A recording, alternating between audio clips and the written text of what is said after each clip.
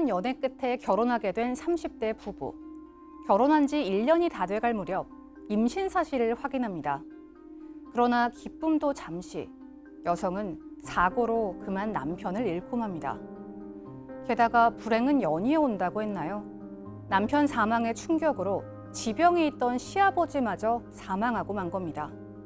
그러자 시어머니는 뱃속 아이는 집안의 핏줄이니 잘 키우라고 당부하며 시아버지가 남긴 유산의 일부를 떼어줍니다. 그렇잖아도 남편 사망 이후 앞날이 막막했던 여성은 이 유산으로 작은 아파트도 사고 생활비로 쓰기도 합니다. 그런데 또 한 번의 불행이 여성을 찾아옵니다.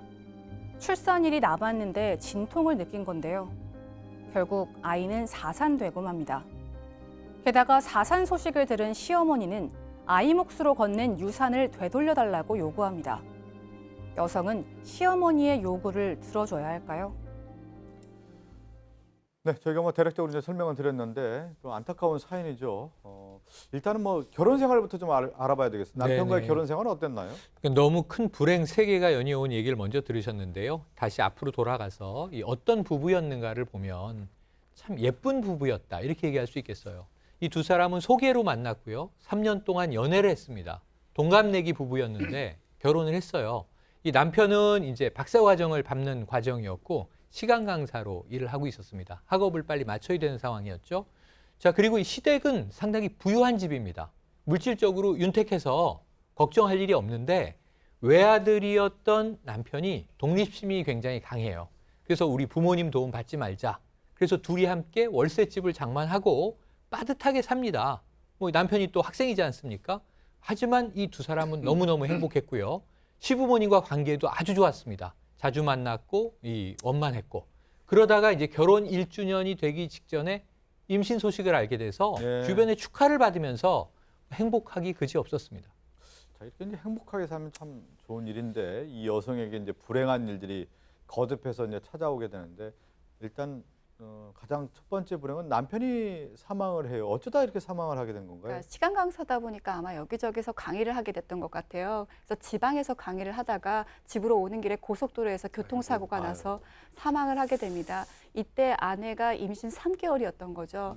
근데 그 아들의 소식을 들었던 이제 시아버지마저 지병이 있었는데 충격에 휩싸여서 또 병석에 들어 누우셨었던 거예요. 또 얼마 안 있어 또 사망을 하게 되다 보니까 시어머니도 그리고 이 사연을 보내주셨던 아내분도 다 충격에 휩싸였습니다. 그러네요. 남편이 이제 교통사고로 이렇게 숨지고 또 시아버님도 이제 그 충격 속에서 사망을 했는데 당시에 근데 제가 설명드린 것처럼 임신한 상태였는데 몸 상태는 어땠나요? 이 여성 입장에서는 이제 남편도 사망했고 혼자서 아이 낳아가지고 키울 생각에 이제 막막했던 것 같아요. 아까 말씀하신 것처럼 집도 월세에다가 당장 생활비를 벌을 만한 그런 여력도 없는 상태였단 말이죠. 그런데 어느 날 이 시아버지 장례식을 치르고 난 이후에 시어머니가 만나자고 합니다. 그래서 가서 만났더니 돌아가신 시아버지가 100억 원을 남겨놨습니다. 100억 원의 그 유산을 남겨놨다. 그러면서 시어머니가 뭐라고 얘기하시냐면 네 뱃속에 있는 아이는 네 아이이기도 하지만 우리 집안의 대를 잇는 핏줄이다. 그러니까 아이 몫으로 할아버지 유산 물려줄 테니까 그 돈으로 일단 줄 테니까 그 돈으로 아이 잘 키워라. 이렇게 얘기를 해서 이제 얘기를 들었다고 합니다. 그러니까 어떻게 보면 이제 남편 그리고 아들이 죽은 상황에서 핏줄에 대한 어떤 중요성을 시어머니가 그렇게 얘기하면서 유산을 물려주겠다고 했는데 경제적인 부분에서는 상당히 이 여성 입장에서는 좀 한시름 났겠군요. 한시름 났다기보다는 경제적으로는 전혀 문제가 없었죠. 사실은 그 막대한 유산을 가지고 경기도 외곽에 있는 아파트를 한 채 구입을 했습니다. 그리고 나머지야 이제 잘 예금을 해놓고 생활비로 쓰는 정도, 그리고 이제 아이 진료받는 병원비, 돈 쓸 일도 많지 않았어요. 시어머니도 자주 만나서 서로 위로하면서 그 편안하게 지냈는데 그럼에도 불구하고 생각을 해보면 편안하다는 제 표현이 좀 어폐가 있죠. 자, 남편 장례 치렀죠. 시아버지 장례 치렀죠. 그리고 이것저것 이제 집안 대소사 정리하고 또 집 사러 다녔죠. 이것저것 알아보러 다녔죠. 그래서 사실은 몸은 많이 안 좋아져 있는 상태였던 겁니다. 심신의 충격이 당연히 있었던 거죠. 그런데 어느 날 진통이 옵니다. 그 출산은 아직 한참 남았어요. 이 진통이 와서 병원으로 달려가 봤더니 아이가 사산되고 만 겁니다. 참 이렇게 얘기 들어보면 불행이 이렇게 겹쳐서 항상 오는데 아이를 잃었으니까 또 이 여성은 얼마나 충격이 컸겠습니까? 네, 남편의 자식이었기 때문에 네. 또 남편의 사망한 것도 그 목만큼 더 잘 키우고 싶었을 거예요. 그래서 되게 충격이 컸을 텐데요. 그래도 이 소식을 아마 시어머니한테 알려야 되다 보니까 시어머니한테 또 알려서 또 며칠 후에 다시 만나게 됩니다. 시어머니를요. 근데 그 시어머니가 했던 말이 더 충격적이었는데요. 이것은 너에게 준 유산은 아이의 몫이었으니 그 돈을 돌려달라고 얘기를 합니다. 너도 힘든 걸 아니까 조금은 도와주겠지만 그 돈을 돌려달라고 하니까 좀 황당하기도 했을 것 같습니다. 더욱이 이미 이 아내분이요 돈을 좀 썼던 거죠. 그렇게 해서 어떻게 돌려줘야 될까 지금 고민이 됐기 때문에 이렇게 사연을 보냈습니다. 지금 얘기한 것처럼 그 아이 이제 우리 집안에 이제 핏줄이라고 하면서 시아버님이 남겼던 그 유산 한 100억 원을 이렇게 줬는데 그 돈을 이제 돌려달라고 시어머니가 좀 얘기를 했다라는데 자 이렇게 곤란의 지경에 빠진 30대 여성 무엇이 궁금한지 정리를 해볼까요? 상속재산 다시 달라는 시어머니 정말 돌려줘야 하나요? 두 번째 또 알아보죠. 이미 일부는 써버렸는데 사용한 재산은 어떻게 해야 하나요? 라고 합니다. 첫 번째부터 좀 살펴봐야 될 것 같아요. 태아에 있었지 않습니까? 그런데 시어머니가 우리의 핏줄이니까 아이 잘 키워라 하면서 유산을 줬다라는 건데 이 태아도 상속의 권한이 있는 건가요? 일단 사실 다른 네. 문제가 좀 있긴 한데 물어보신 것만 먼저 네. 답변을 드리면 우리 법은 이제 사람은 살아있는 동안 권리와 의무를 가진다고 합니다. 그러니까요. 사람이라고 하고 살아있다고 할 때 태아는 사람으로 법적으로는 안 봐요. 예. 그래서 이제 원래 이제 그래서 낙태죄를 따로 두기도 있고 아이가 뱃속에 있을 때 다쳤을 때는 살인으로는 처벌을 안 하거든요. 그러네. 다만 그런데도 불구하고 몇 가지 예외는 있는데 예를 들어서 저 뱃속에 있는 아이가 내 아이다라고 인지를 하는 경우가 그렇고요. 또 손해배상을 청구할 수 있는 권리를 또 태아에게도 나중에 태어났을 때 인정해 주기도 하고 유산을 유증을 하거나 상속을 해줄 때도 그때도 이 살아있는 것처럼 가정을 해줍니다. 상속받을 자격은 있습니다. 일단. 네. 네. 그러니까 상속받을 권리는 있다. 네. 태아가 뭐 원래 사람이 되려면 태아가 전부 노출이 돼야 됩니다. 밖으로 나와서 출산이 됐을 때 사람이 되는 게 맞는데 예외를 지금 얘기했는데 그중에 상속 관련해서는 태아도 사람으로 봅니다. 다만 좀 예외가 좀 있어요. 이미 출생한 것으로 보는 건 보는 건데 문제는 만약에 사산이 되는 경우라면 좀 문제가 달라질 수가 있고요. 그렇죠. 태아가 상속을 받기는 받는데 태아가 뭐 사람으로서 이렇게 행동을 하거나 뭐 의사 능력을 보이기는 어렵기 때문에 대리로 어머니가 모가 그런 걸 행사할 수도 있는 그런 상황입니다. 예. 지금 그러면 이 상황으로 봤을 때는 이제 태아 자체의 유산에 대한 뭐 상속을 하겠다라고 가족이 이렇게 합의한 거니까 그 권리도 있다라고 지금 얘기를 했는데 지금 문제는 뭐냐면 이제 사산한 상황이란 말이에요. 사산했을 경우에는 그러면 권한이 없는 거 아닌가요?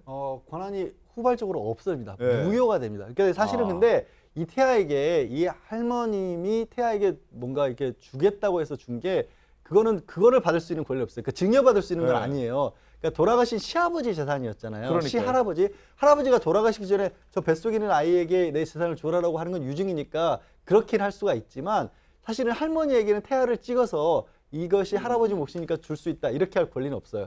그것이 이미 의미가 없었고 오히려 굳이 법적으로 따진다면 그냥 법정 상속분대로 상속을 받을 수 있는지 없는지를 따질 수 있는 상황이었는데 문제는 사산을 했기 때문에 일단은 물려받은 걸로 됐지만 거꾸로 돌아가서 무효가 돼버립니다. 그러면 제가 좀 궁금해요. 네. 뭐냐면 일단은 그래도 이제 법정 상속 지분이라고 하는 부분이 항상 있었을 텐데 네. 태아 자체가 사산했기 때문에 아예 이제 무효가 된다라는 거면 그러면 100억 원에 대한 부분은 그럼 다시 시어머니 앞으로 돌려줘야 되는 겁니까? 약간 좀 애매한데요. 이 사건이 지금 유증하고 뭐 이런 것들이 좀 포함이 된 것 같아요. 네. 아니면 증여까지 포함돼서 아주 단순하게 그러니까 태아의 아버지, 이 며느리의 남편이 사망했을 때 원래 같으면 직계 비속하고 배우자가 상속의 대상입니다. 직계 비속이 없다면 직계 존속으로 넘어갑니다. 네. 태아가 있냐 없냐에 따라서 그 아버지, 그러니까 시어머니, 시아버지가 상속을 받을 수 있느냐 그게 달라집니다. 근데 지금 만약에 우리 민법상으로는 태아는 사람으로 보기 때문에 정상적으로 출산을 한다 그러면 그 아버지는 어머니는 전혀 받을 길이 없는데 지금 태아가 사망을 해버렸잖아요. 사산이 된 거잖아요. 그렇다면 배우자하고 시아버지, 시어머니가 공동으로 상속을 받게 되고요. 상속 비율은 배우자가 1.5가 되고 직계 존속들이 1 받는. 이건 좀 이 사안하고는 좀 다릅니다. 그 죽은 남편을 기준으로 봤을 때 태아가 태어나냐 태어나지 않냐에 따라서 상속 그 비율이라든지 특히 상속이 누가 되느냐가 완전히 달라지게 됩니다. 예. 그럼 한번 정리를 해보죠. 그러면 아내가 혹시 만약에 받을 수 있는 권한이 어느 정도 될까요? 지분으로 받는다고 하면은. 조금 사실은 예. 이 경우에는 오히려 그 시어머니 지금 다른 가족이 있는지를 잘 모르겠어요. 다른 가족이 일단 없다라고 하는 전제하에서. 외아들이잖아요. 예. 그러면 사실 이 재산은 상속은 시아버지의 재산을 상속받은 거예요. 예. 시아버지 밑으로 상속받을 첫 번째 권리는 아들하고 배우자인 시어머니입니다. 그렇죠. 근데 아들이 지금 사망을 했기 때문에 지금 저 박준 변호사 얘기한 것처럼 아내가 아들 몫을 받을 수 있는 겁니다. 예. 그러니까 애초에 태아 몫으로 갈 상황이 아니었어요. 그렇죠. 그러니까 여기서 아내가 만약에 재혼을 했더라면 상속받을 권리가 없어지만 남편이 사망 후에 재혼한 상황이 아니었잖아요. 그렇게 되면 사실은 원칙대로 따지게 되면 시어머니가 1.5배를 갖고 이 아들 몫인 1을 이 아내가 가질 수 있기 때문에 사실은 100억 원이라고 가정을 해보면 40억을 받을 수 있는 거예요. 그러니까 이게 사산을 하고 안 하고 따질 필요가 없는 거예요. 그러니까 사실은 시어머니가 얼마를 주셨는지 모르겠지만 원칙대로 따지면 사실은 더 받아야 될 가능성이 훨씬 높아 보여요. 그러니까 이제 사산을 했다라고 해서 뭐 돈을 돌려줘야 된다라는 부분이 아니라 원래 법정 상속분이 아내에게 그러니까 왜 그러냐면 남편이 이미 사망한 상황에서 그 권한을 아내가 가질 수 있기 때문에 맞습니다. 그 부분을 얘기를 해야 되겠죠. 김우준 의원님 좀 설명을 했는데 이걸 대습 상속이라고 그럽니다. 상속이 개시되기 전에 원래 받아야 될 상속인이 사망을 했을 때 그 배우자나 직계 비속들이 받을 수가 있어요. 특히 배우자가 지금 살아 있잖아요. 그렇기 때문에 이 사안은 사실상 남편을 기준으로 보는 게 아니고 시아버지를 기준으로 보기 때문에 대습 상속권 자체를 며느리가 가집니다. 그러네요. 양지열 변호사 설명처럼 40억 이상을 지금 받아야 될 상황이에요. 그러면 이렇게 되겠네요. 그만이 안 줬을 것 같거든요. 그러니까 남편이 사망한 부분에 대한 그 상속권도 있는 거고 또 하나는 시아버지가 사망한 상태에서 남긴 재산에 대한 상속권한도 분명히 있다는 것이 말씀드리고 그거에 대해서 지금 얘기한 것처럼 뭐 그 태아에 받은 상속에 대한 부분을 다 반납하라는 말씀은 원래 성립될 수가 없는 거다 이렇게 말씀드려도 될게요. 그 상속 순위에 있어서 우리가 이제 말씀드리면 후순위 상속인들은 선순위 상속인이 상속을 받을 수 있으면 아예 안 따지거든요. 그러니까 애초에 이 며느리가 받아야 될 몫이 훨씬 커요. 그러니까 자기 아들까지 따질 필요도 없었던 사건이에요, 사실은. 그러면 이렇게 얘기해야 되겠네요. 시어머니한테 이 부분은 충분히 법적인 내용을 좀 전달한다고 하면은 시어머니도 좀 받아들일 수밖에 없지 않겠느냐. 또 고생한 그동안에 얼마나 마음고생을 했겠습니까? 며느리 부분도 좀 인정을 해줘야 되겠죠. 함께 사는 세상으로 갑니다.